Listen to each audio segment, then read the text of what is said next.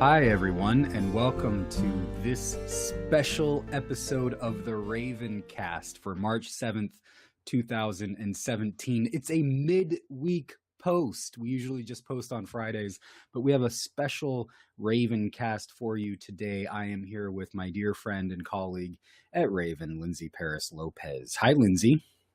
Hi, Adam.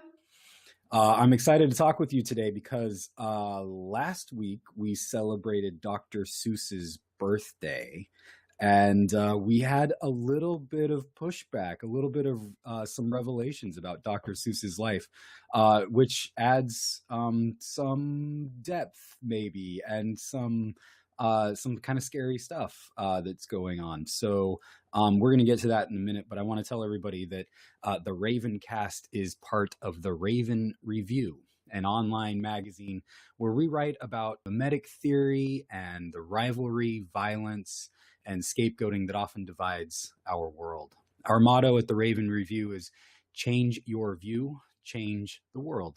So if you like to hear new perspectives on religion and politics and pop culture and current events, perspectives that seek to bridge divides and bring people together, then come on over and subscribe to the Raven Review at theravenfoundation.org. And so, Lindsey, one of the scapegoating things that we have seen in the last few weeks are articles about Dr. Seuss that kind of give an alternative view of his history than the one that you and I have often written about in the past at the Raven Review. Yes. So you were the first to discover this. Tell me a little bit about it. Well, I want to say that when we say scapegoating, we're not talking about these articles that we found actually scapegoating Dr. Seuss. I mean, that's not how I see it. I see it as them bringing new perspective to the phenomenon of scapegoating itself. But, everyone who saw our article, our tribute to Dr. Seuss's birthday, they liked it. I didn't see any pushback there, but about the same time everyone was posting something about his birthday, some people woke us up and posted things about the racism of Dr. Seuss. And this being woken up is not always easy. Waking up can be hard to do, as my dad says. He's parodying the song "Breaking Up is Hard to Do." He would often say, "Waking up is hard to do," and it is. It is very hard to wake up to disturbing facts about the people we love, and it's even harder to wake up to what those facts might reveal about ourselves. But the friend of the Raven Foundation, Sarita Richardson, posted one of the articles that made Dr. Seuss's racism pretty clear. And then other friends of mine posted other articles. And so I dug a little deeper and found some more. And it's all quite disturbing, but not terribly shocking, because racism is built into American culture and it is very, very deep. And Dr. Seuss was born in 1904, so he was a product of his time, and some of his work certainly seems to transcend his blind spots. But the blind spots were there, and I had kept myself intentionally blind to the blind spots until some friends woke me up. Well, let's talk about some of the early cartoons that he did. He did some racist cartoons. I saw a lot of them depicted people of African descent as monkeys. Yeah. Very disturbing. And Very also during World War II, he depicted caricatures of Japanese and has one picture of Japanese all lining up to come into the United States and picking up TNT on the way as an act of sabotaging the United States. So, and this, we're seeing the same story told again about Muslims coming in. And so this is kind of a repeated pattern that we have with immigrants. This is propaganda that he was producing during this time. And as you say, he's a product of his time, as we all are. And part of what is really disturbing about this from me as a white male is that it's holding up a mirror to me. And one of my favorite theologians is James Cone. And James Cone, an African American, says that to be white in America is to be racist. And when I first heard this, I was like, no, not at all, because I'm not a racist, but I was in this kind of denial phase when I was seeing the truth coming at me. And what you're pointing to is how Dr. Seuss was somehow able to come to grips throughout later in his life with what he had done. I hope so. I'm not 100% sure of that, because it is quite possible for your work to transcend your blind spots while you yourself are still blind. And Thomas Jefferson could write, "We hold these truths to be self-evident, that all men are created equal," without, number one, seeing the flaw in the statement itself, because he completely left out women, but also what he really meant to say was all white propertied men are created equal.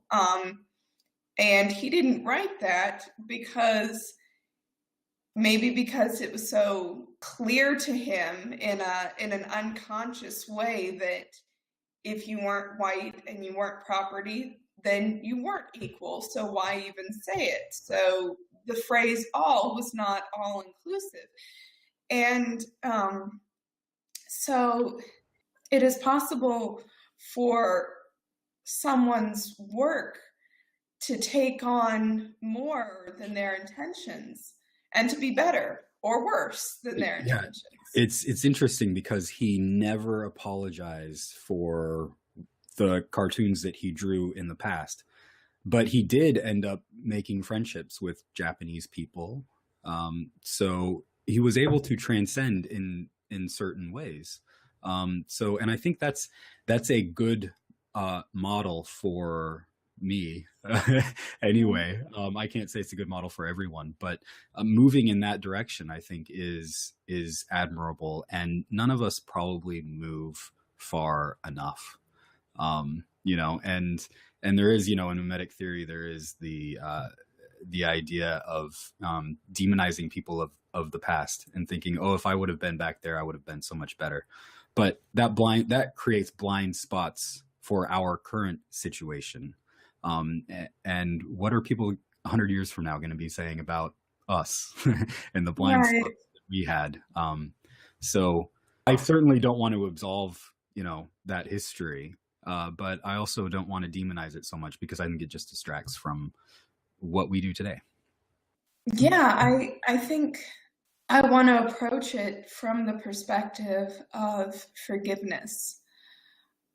At the same time, I want to acknowledge the seriousness of it and the ways in which it can still affect us today, the ways in which and I want to acknowledge the ways in which recognizing Dr. Seuss's racism can be helpful. It's hard to articulate because I'm still coming to a point of recognition, and I'm still coming to a point of understanding and waking up, because I have my own privilege and my own blindness, and I don't have the intelligence of the persecuted, or as James Allison would say, the intelligence of the victim, although I think I understand that, but I've been thinking that the phrase victim is problematic. It's hard enough for me to come to terms with the idea that someone I consider a childhood hero, and I really do. I think that, Dr. Seuss's rhythms have permeated my brain since I was a child. He's part of the reason I love poetry. There's a musical quality about him that echoes in my mind, and I love to try to emulate it. I love to try to emulate his style. I like to write poetry like him for my daughters and for the Raven Foundation and just for myself. So I consider him one of my childhood heroes, and I don't have the experience of realizing that a childhood hero of mine might have considered me less than human. But when I think about my African American brothers and sisters, I don't have Japanese family, but I do have Asian family. My husband is Asian, and I don't know if Dr. Seuss, I don't know how much he would care about the differences between Asians after depicting the Japanese the way he did. I just don't know. But I don't have the experience of learning that someone I admire might think of me as less than human. And so I want to come from a perspective of forgiveness, but at the same time, I also want to acknowledge I don't know how devastating that must feel. And I think of my African American brothers and sisters in particular, and I think, there's a lot of people saying right now, Trump isn't my president. And I think for most of American history, if we're using that standard, African Americans haven't had a president at all, just coming to this awareness means a lot. It shows us how far we have to go. And it's something we just need to sit with uncomfortably, because we've been a part of the privilege that has been built on the expense of others. And I think part of waking up, as you say, is coming to that acknowledgement and understanding how it's been a part of our past, and understanding how it's been a part of Dr. Seuss's life, and how it continues to be, as white people talking about this, a part of our lives, and looking at that straight in the face, as uncomfortable as it is, and working towards more justice in the world is important. And so thank you, Lindsey, for this conversation. And it's tough, as you say, seeing our heroes kind of fall, but our heroes are also human, and just as we are too, warts and all. So thank you, everybody, for listening to or watching this episode of the RavenCast. You can stay up to date on the RavenCast by joining the RavenCast Facebook group, and also the Raven Foundation Facebook page. If you are watching on YouTube, please like this video and share it. If you are listening on iTunes or on Stitcher, please subscribe, and hey, give us a 5-star review. That'd be really helpful. One more thing, go over to the Raven review at ravenfoundation.org and subscribe, and that will make sure you keep up to date with all that is going on at the Raven Review. So thanks again for watching and for listening. Our next episode will be this Thursday, in a live episode with Matthew DiStefano, as we talk about his book, From the Blood of Abel. So until then, grace and peace be with you. Bye-bye. Bye.